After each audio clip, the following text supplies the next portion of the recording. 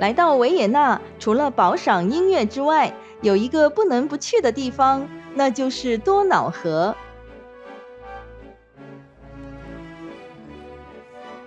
一曲优美的蓝色多瑙河伴随着我们的旅程。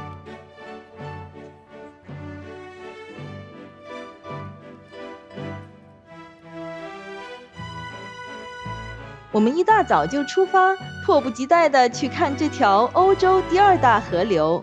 它发源于德国，贯穿10个国家，全长3000公里。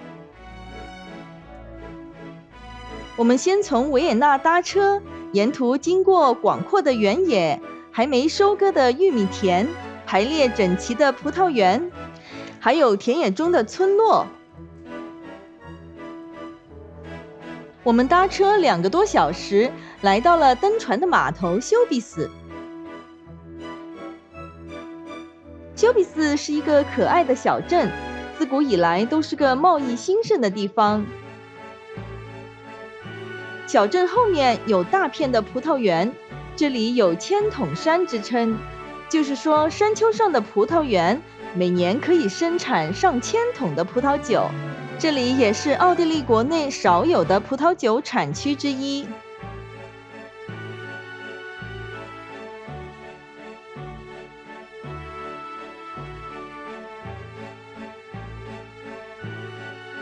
我们的游览船还真大，码头上已经站满了等待搭船的游客。好，上船吧，我们的多瑙河之旅就从这里开始了。蓝色多瑙河这首歌大家都听过吧？但是多瑙河到底是什么样呢？就要亲自来到奥地利看一下了。我现在呢就在多瑙河上，大家看一看这里的风景是不是很美呀？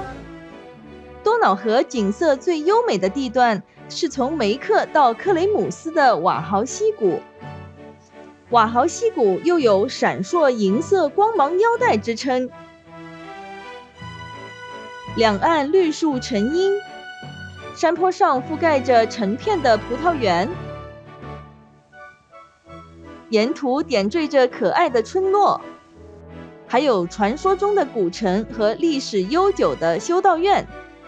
这个隐蔽在岸边绿荫之中的小村落看起来很平常，但它却是闻名世界的沃尔道夫小村，以出土旧石器时代文物而闻名。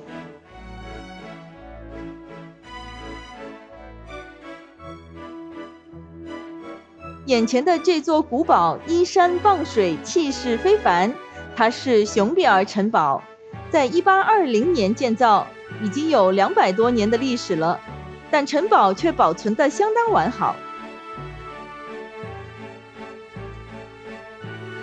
远远的，我们又看到另外一座古堡，它默默地耸立在山头，只有青松为伴。它是旧城堡，建于13世纪。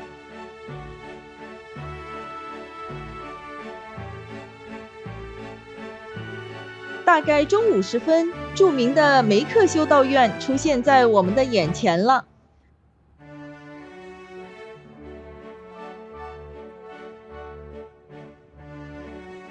梅克修道院建于公元976年，后来毁于战乱，在18世纪得到重建。这座黄白相间巴洛克风格的建筑在多瑙河畔显得格外的醒目璀璨。不要以为修道院就一定是简朴的古堡，梅克修道院可是富丽堂皇的。当时院长计划要修建一座兼具艺术收藏和象征无上荣耀的圣殿。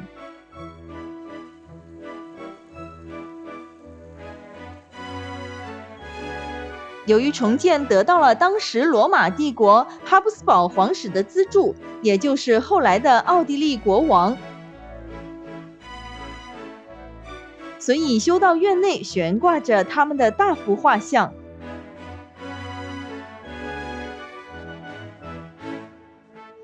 院内大厅的屋顶上会有彩画，大理石的墙壁和地板看起来稳重和气派。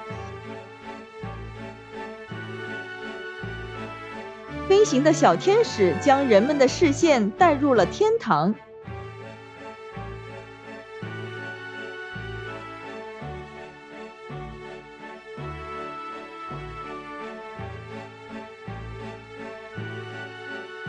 四周布满了镀金的天使雕塑，这里的装潢绝不亚于皇宫的精美豪华。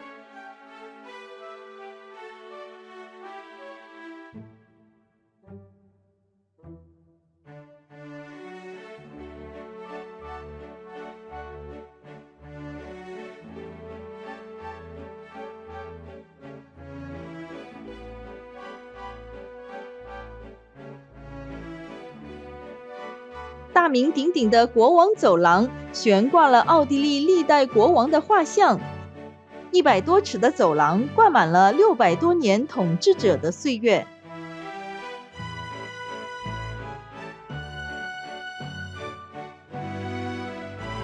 修道院里有很多地方并不对外开放，这些长长走廊的建筑物是修道士修身养性的地方，但看起来也很像皇宫的一角。在露天阳台可以欣赏到典雅的梅克小镇，充满了文艺复兴的气息。